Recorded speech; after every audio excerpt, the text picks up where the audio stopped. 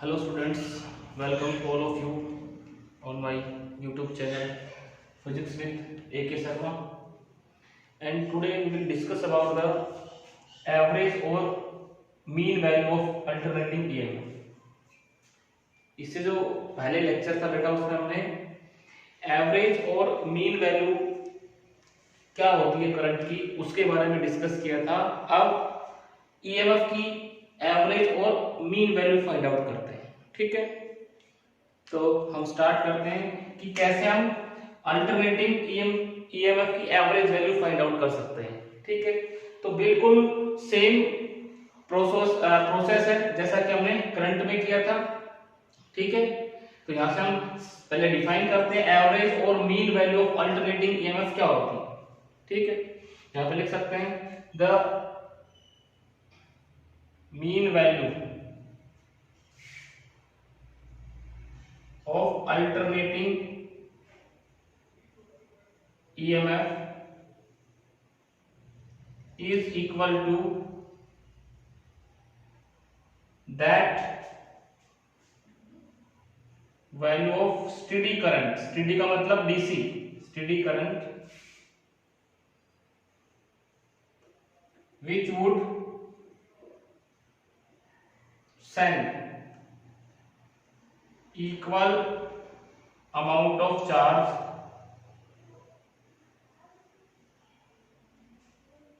in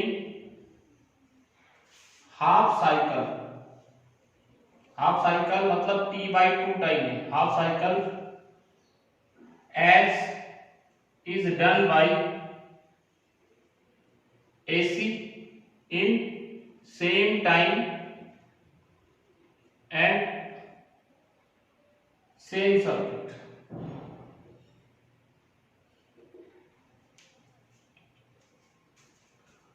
DC की उस value के बराबर होगा, मीन वैल्यू जो अल्टरनेटिंग ईएमएफ की उस डीसी ईएमएफ के बराबर होगा जो सेम टाइम में सेम सर्किट के अंदर जितना चार्ज सेंड करती है उतना ही एसी करे।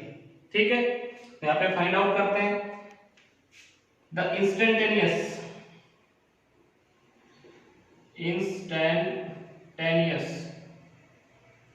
वैल्यू ऑफ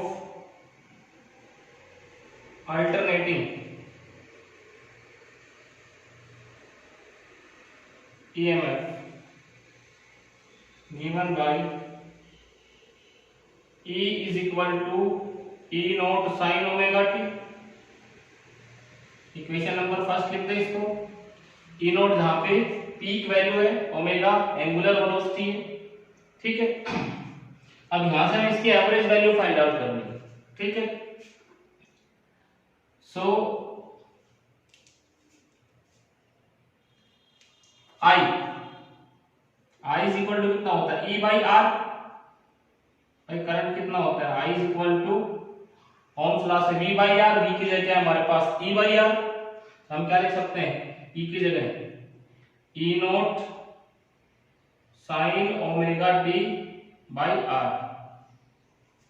E की जगह हमने ये वैल्यू पुट कर दी, E की value E not sine omega T by R। ठीक है, तो ये हमारे पास I की वैल्यू आ गई। This is equation number 2। यहां पर देखो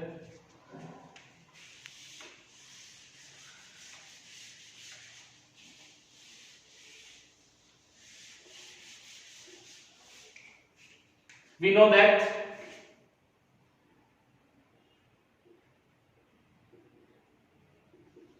I इज इक्वल टू क्या होता है dq बाई dt। तो dq कितना हो जाएगा small amount of charge, dq is equal to I dt। ठीक है, टोटल अमाउंट ऑफ चार्ज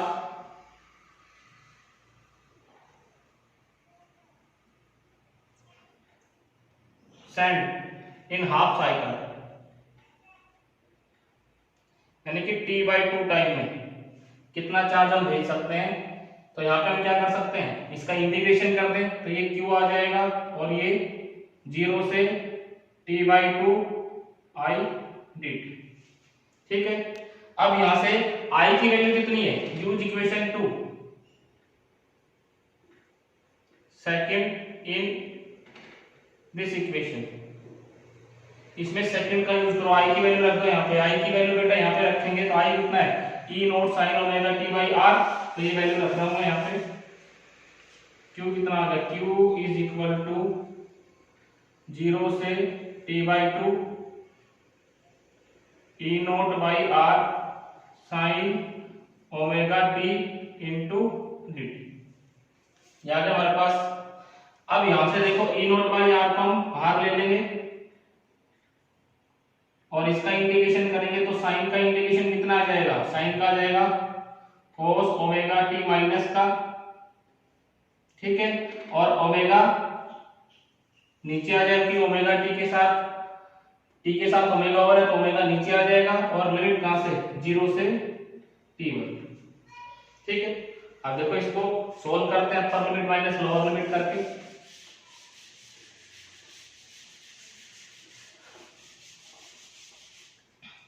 यहां से देखो q is equal to E naught by R minus का साइन मैंने बाहर ले लिया और ओमेगा को भी बाहर ले लिया, cos omega upper limit t की जगह t बाई 2 रखेंगे माइनस cos 0, एक बार t की जगह t बाई 2 रखेंगे, एक बार t की जगह 0 रखेंगे तो 0 हो जाएगा। अब यहां से देखो q is equal to minus E naught R omega cos omega t किसके बराबर होता है 2 पाई के, ये 2 पाई के बराबर होता है, ओमेगा टी 2 पाई के बराबर होता है, omega equal to 2 pi by T होता है, तो ओमेगा टी ये कितना हो जाएगा 2 पाई, नीचे 2 माइनस cos 0, 2 से 2 कट गया, क्यू कितना आ गया minus E naught by R omega cos pi minus 1 cos 0 1, कितना आ गया हमारे पास q is equal to minus minus plus 2 E naught by R omega, ठीक है। तो t बाई 2 टाइम में इतना चार्ज अब सेंड कर सकते हैं 2 E naught by R omega, ठीक है। अब दूसरा देखो, अब यहां से मान करके लेट ई एवरेज या E mean is the mean value of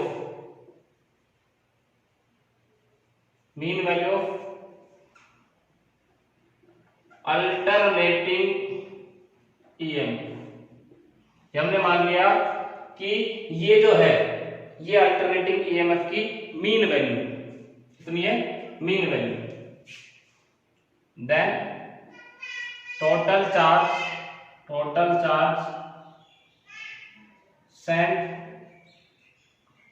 it in half cycle, कितना चार्ज हाफ साइकिल में हम भेज सकते हैं।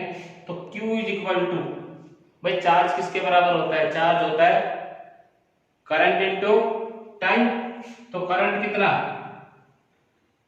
em बाई आर, भाई I किसके बराबर होगा, I is equal to E by R, तो E की जगह हमने क्या मानना है em, तो em बाई आर और टाइम कितना था t बाई 2, ये तो हमने डीसी से कैलकुलेट कर लिया, ये हमने यहाँ पे एवरेज वैल्यू मान करके कैलकुलेट कर लिया। This is equation number 3, this is equation number 4, तो ये दोनों बराबर होने चाहिए। यूज इक्वेशन 3 इक्वेशन 4, तो यहाँ पे रखो E average t by 2 by r is equal to 2 E naught by R omega, R से आर क्या हो गया कैंसिल आउट, ओमेगा किसके बराबर होता है, ओमेगा होता है बेटा 2 पाई बाई टी, तो यहाँ पे हम लिख सकते हैं E M T by 2 is equal to 2 E naught 2 pi और टी ऊपर चला गया, टी से टी कैंसिल, पाई से सॉरी 2 से 2 कैंसिल, ई एम कितना आ गया, E M is equal to 2 E naught by pi.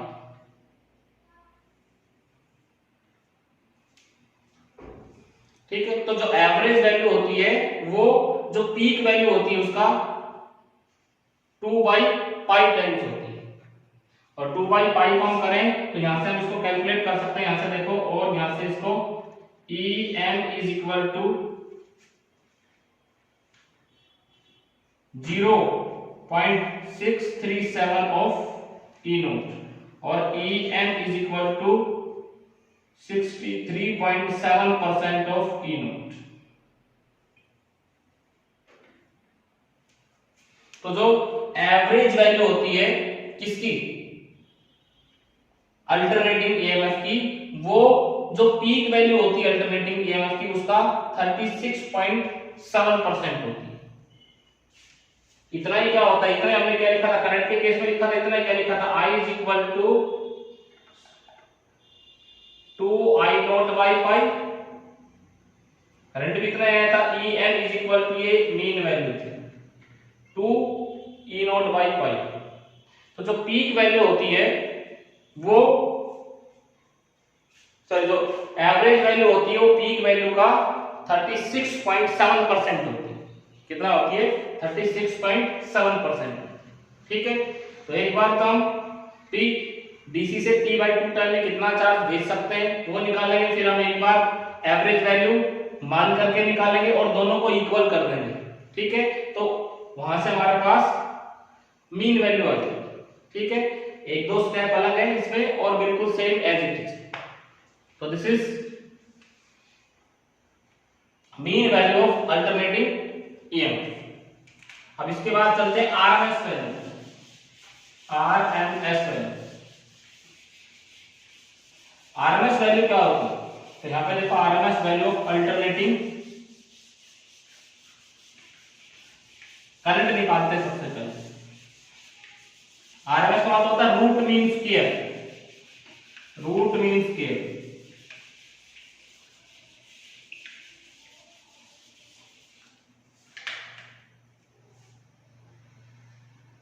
Root mean square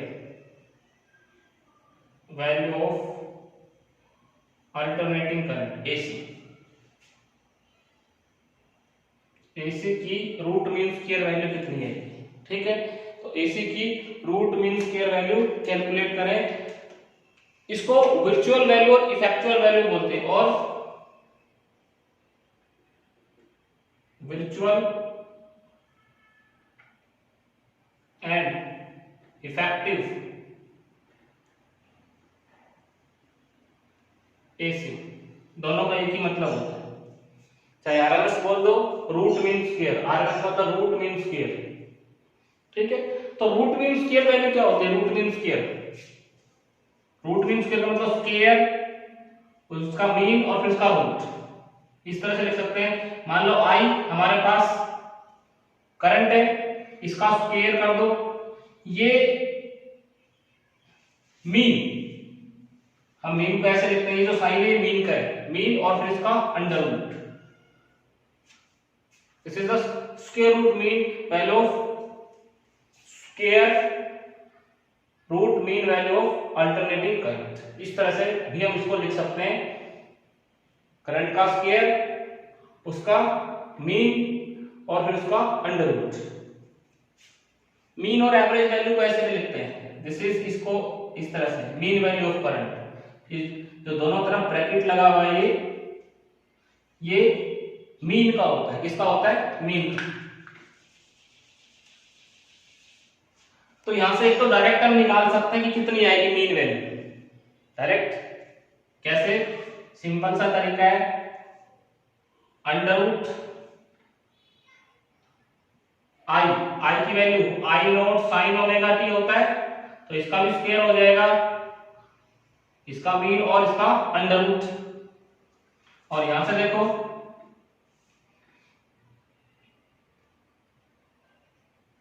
I naught square sine omega T, sine square, sine square की जो मीन वैल्यू होती है वो 1/2 होती है। कितनी होती है, एवरेज वैल्यू जो होती है साइन स्क्वायर ओमेगा टी की वो 1/2 होती है। तो मैं इसकी जगह क्या रख देता हूं, 1/2 और इस पूरे का अंडर रूट। तो ये हमारे पास क्या आ जाएगा, I naught by root 2। I naught by √2। ठीक है, तो ये एक जनरल फॉर्मूला हम चेक करने के लिए निकाल सकते हैं, क्योंकि हमें पता है sine square theta plus cos square theta कितना होता है 1। इसका मतलब इसकी एवरेज वैल्यू कितनी 1/2 plus 1/2 is equal to 1। Cos square की वैल्यू एवरेज वैल्यू भी 1 होती है, साइन स्क्वायर की भी एवरेज वैल्यू कितनी होती है 1/2, कॉस स्क्वायर की भी 1/2, और sine square plus cos square कितना होता है 1 होता है। तो ये तो जनरल फॉर्मूला है। यहां से देखो कैसे हम प्रॉपर तरीके से root mean square value find out. तो root mean square value actual में होती क्या है, पहले तो ये हम देखते हैं रूट मीन स्क्वायर वैल्यू। तो देखो एसी जो होता है, एसी किस तरह से चलता है, ये इस तरह से, यहां पे 0, यहां पे मैक्सिमम आई नॉट, फिर यहां पे कितना 0, फिर नेगेटिव में आई नॉट, फिर 0, फिर आई नॉट, फिर 0, फिर आई नॉट नेगेटिव में, और इस तरह से चलता है। यानी कि हम क्या कहते हैं, यहां पे साइकिल कंप्लीट हो गया, यहां पे साइकिल क्या हो गया कंप्लीट।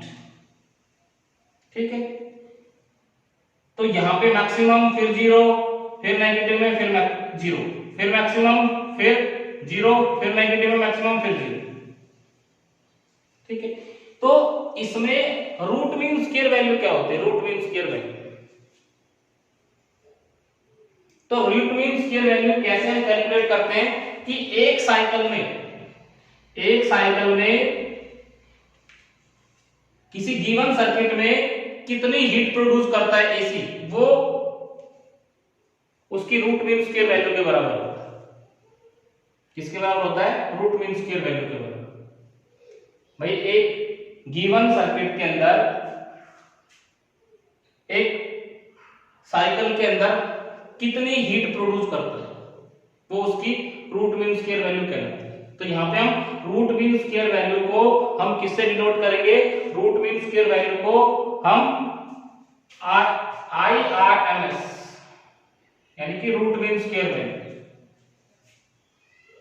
एक साइकिल में कितनी हीट प्रोड्यूस करेगा, तो हम वो हीट कैलकुलेट करेंगे और उसी को हम क्या लिखेंगे, रूट मीन स्क्वायर वैल्यू लिखेंगे। ठीक है, तो यहाँ पे हम कैलकुलेट करते हैं, पहले हम इसको डिफाइन करते हैं, रूट मीन स्क्वायर वैल्यू क्या होती है।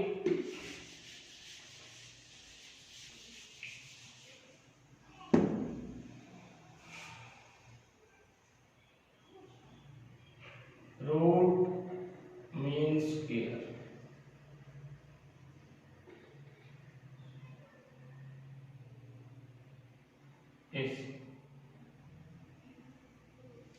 Root mean square value of alternating current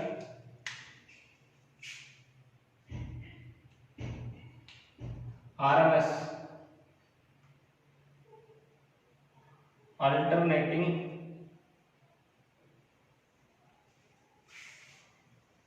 current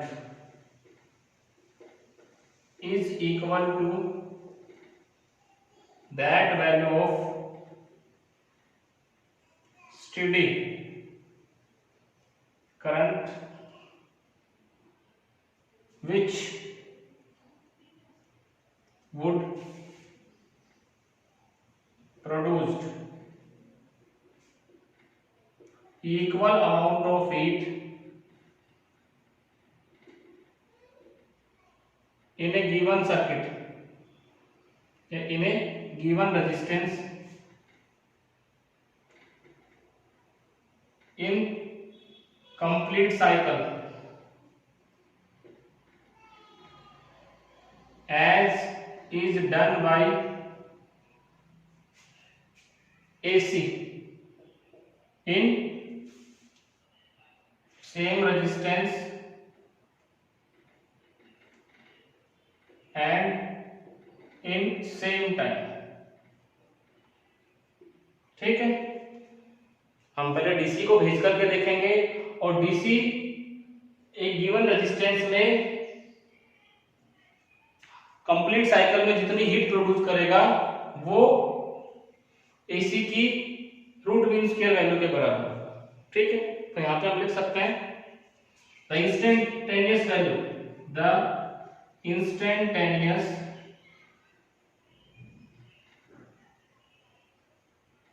alternating current कितनी होती है बेटा? This is I is equal to I naught sin omega t, इसी से लिखते हैं हम। This is equation number first, I is equal to I naught sin omega t, ठीक है। तो ये इंस्टेंटेनियस वैल्यू हो गई। अब यहां से देखो, small amount of heat produce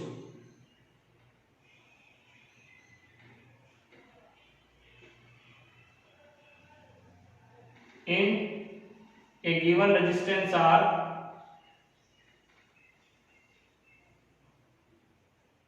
in small time dt, in small time, तो हीट प्रोड्यूस कितनी होती है? स्मॉल टाइम dt के अंदर स्मॉल हीट प्रोड्यूस होगी, और वो स्मॉल हीट कितनी होगी? दिस इज dH, हीट कितनी होती है? I स्क्वायर R, और टाइम कितना? dt, ये होती है हीट प्रोड्यूस। जिन्हें वायर का फॉर्मूला क्या होता है? I square RT। तो स्मॉल हीट है क्योंकि टाइम क्या हमारे पास? स्मॉल। इक्वेशन फर्स्ट को इसमें यूज करो, ये वैल्यू रख दो, या लिख लो पहले total amount of heat produced in complete cycle. तो ये H आ गया कितना? इंटीग्रेशन 0 से T I square R dt, ठीक है। इंटीग्रेशन कर दिया इसका, कितने? 0 से और T टाइम में, तो टोटल हीट आ जाएगी। तो इसका इंटीग्रेशन निकालना है, देखो यहां पे देखो बेटा, इसका इंटीग्रेशन करते हैं।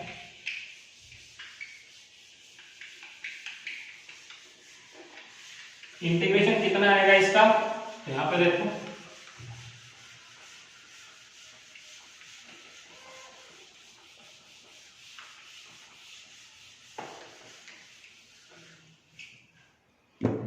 हमारे पास जो है this is H is equal to 0 से T I square R dt, यही लिखा है हमने। अब इसमें इक्वेशन नंबर फर्स्ट से I की वैल्यू पुट कर दो, तो I की वैल्यू पुट करेंगे,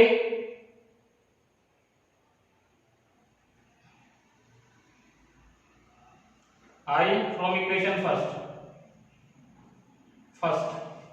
तो H कितना आ जाएगा? H इज इक्वल टू 0 से T I में क्या था? I not sine omega T, तो स्क्वायर हो जाएगा, इसका भी स्क्वायर, और साथ में dt, और ये साथ में R होता है, ठीक है। यहां से इसको बेटा सॉल्व करते हैं इस इंटीग्रेशन को। तो साइन स्क्वायर ओमेगा टी जो होता है -1 minus cos 2 omega T by 2, ठीक है। यहाँ पे वैल्यू रखो, H इज इक्वल टू 0 से T, R को हम भाग लेते हैं, कांस्टेंट है, I स्क्वायर को भी भाग ले लो, ये हम इसको दोनों को भाग लेते हैं। H is equal to I naught square R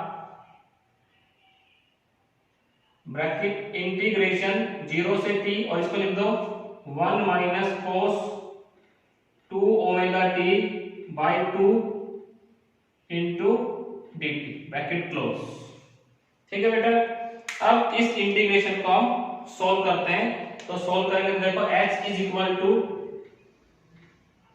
I naught square R bracket, इसको अलग अलग 2 को भी भाग ले लो, 2 भी कांस्टेंट है, तो यहां से देखो 0 से T dt, इधर मल्टीप्लाई हो गया 1 के साथ, माइनस 0 से T cos 2 omega t into dt bracket close. दोनों का अलग अलग कर दिया, इसका अलग कर दिया और इसका अलग कर दिया इंटीग्रेशन। तो यहाँ पे करेंगे तो h इज इक्वल टू हमारे पास आ जाएगा I naught square R by 2, और ब्रैकेट इस t का करेंगे, dt करेंगे तो t आ जाएगा 0 से T, माइनस इसका करेंगे तो ये हमारे पास साइन 2 ओमेगा टी कोस का होता है, साइन ओमेगा टी, और नीचे क्या आ जाएगा 2 ओमेगा, क्योंकि टी के साथ क्या है 2 ओमेगा है, और लिमिट 0 से t, ब्रैकेट क्लोज। अब इसके अंदर लिमिट रख देंगे, लिमिट रखेंगे तो क्या आएगा हमारे पास बेटा, देखो यहाँ पे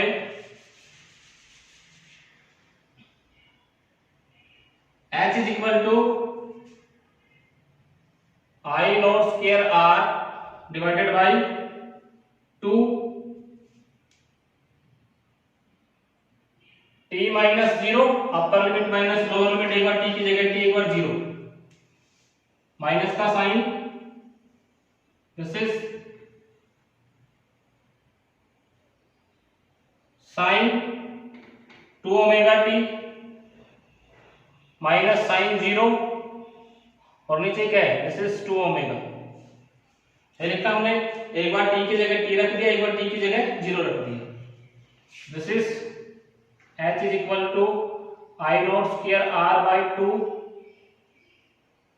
और यहां पे हमारे पास t बच गया माइनस ये साइन 4 पाई हो जाएगा। साइन 4 पाई की वैल्यू क्या होती है 0, और साइन 0 की भी क्या होती है 0 डिवाइडेड बाई 2 ओमेगा, तो ये पूरा 0 हो जाएगा ये। तो h कितना है हमारे पास, h is equal to I naught square r divided by 2 into T. ठीक है, तो ये हमारे पास हीट प्रोड्यूस आ गई टी टाइम के अंदर। ठीक है, अगर एक स्टेडी करंट को r रेजिस्टेंस में हम भेजते हैं टी टाइम के लिए तो इतनी हीट प्रोड्यूस करेगा। अब नेक्स्ट स्टेप में हमें क्या करना है, this is equation number second, let IRMS be the RMS value AC, then amount of heat produced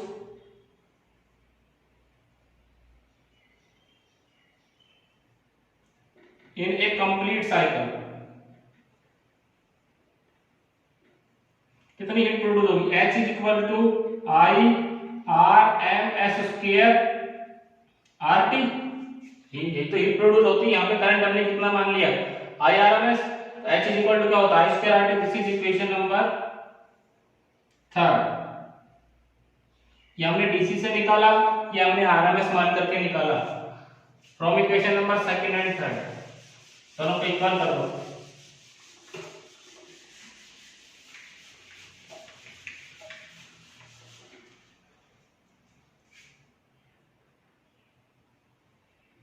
second and third, second और थर्ड को इक्वल करेंगे तो I naught square R T by 2 is equal to I R M S square R T. तो R से R cancel, T से T cancel, I R M S कितना आ जाएगा, I R M S is equal to, इसका root ले लो आई naught by root 2। तो जो रूट मीन स्क्वायर वैल्यू जो होती है वो जो पीक वैल्यू होती है उसका 1 बाई रूट 2 टाइम्स होती है, 1 बाई रूट 2 टाइम्स होती है।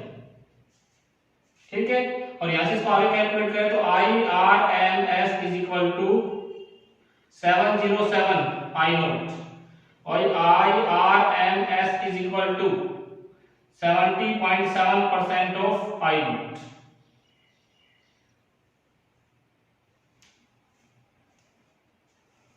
तो जो आरएमएस वैल्यू होती है वो 70.7% ऑफ पीक वैल्यू होती है।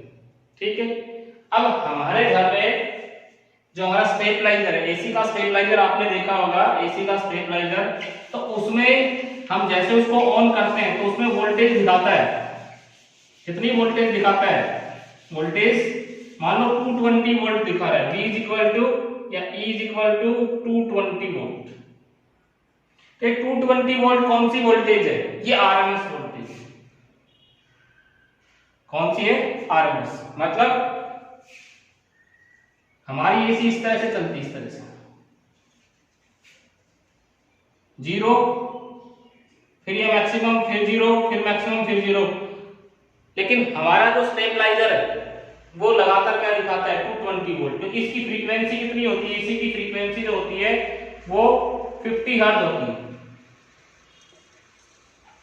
यानी ऐसे कितने साइकिल एक सेकंड में कंप्लीट कर लेती है, 50 साइकिल। एक साइकिल में कितनी बार जीरो होती है, 2 टाइम्स, 1 और 2। एक साइकिल में 2 बार एसी जीरो हो जाती है। इसका मतलब 50 साइकिल में 100 टाइम्स, यानी कि घर में जितनी भी डिवाइसेस है उसमें जो एसी है किस तरह से चलती है, मैक्सिमम जीरो, लेकिन ये फ्रीक्वेंसी इतनी ज्यादा होती है कि हमारी आईज उसको डिटेक्ट नहीं कर पाती। जो घर में बल्ब जल रहा है वो भी इसी तरह से जीरो मैक्सिमम, लेकिन वो एक सेकंड में 100 टाइम्स जीरो हो रहा है। हमारी आईज उसको नहीं डिटेक्ट कर पाती है, और स्टेबलाइजर भी डिटेक्ट नहीं कर पाता है। वो कितना दिखाएगा, 220 वोल्ट। और 220 वोल्ट क्या है, this is root mean square value. इसका मतलब पीक वैल्यू निकालना चाहे तो ई नोट कितना, या फिर आई, चलो आई लिख दिया, तो ई नोट कितना, ई आर एम एस 1.414, ये आएगा नियर अबाउट। यानी कि एक बार जो एसी कितना होती है, एक साइकिल में 311 वोल्ट पहुंचती है। 311 जीरो माइनस 311 फिर जीरो, 311 इस तरह से। लेकिन जो इसकी आरएमएस वैल्यू आती है वो कितनी आती है, 220 वोल्ट। तो ये जो हमारी डिवाइसेस डिस्प्ले में शो करती है वो क्या होती है, आरएमएस वैल्यू होती है। क्या होती है, आरएमएस वैल्यू। ठीक है, तो ये रूट मीन स्क्वायर वैल्यू को वर्चुअल वैल्यू बोलते हैं। इसको हम ऐसे लिख सकते हैं आईवी। आईवी का मतलब वर्चुअल वैल्यू, और इसको I E double F effective value बोलते हैं। Effective value of AC, effective value of AC. एक ही मतलब होता है, चाहे उसको आरएमएस लिख दो रूट मीन स्क्वायर, चाहे उसको वर्चुअल वैल्यू, चाहे उसको इफेक्टिव वैल्यू। ठीक है, तो this is root mean square, virtual और effective value of alternating current. ठीक है बेटा, आज के लेक्चर में इतना ही। इसे next root mean square value of alternating EMF next lecture में निकालेंगे। Thank you.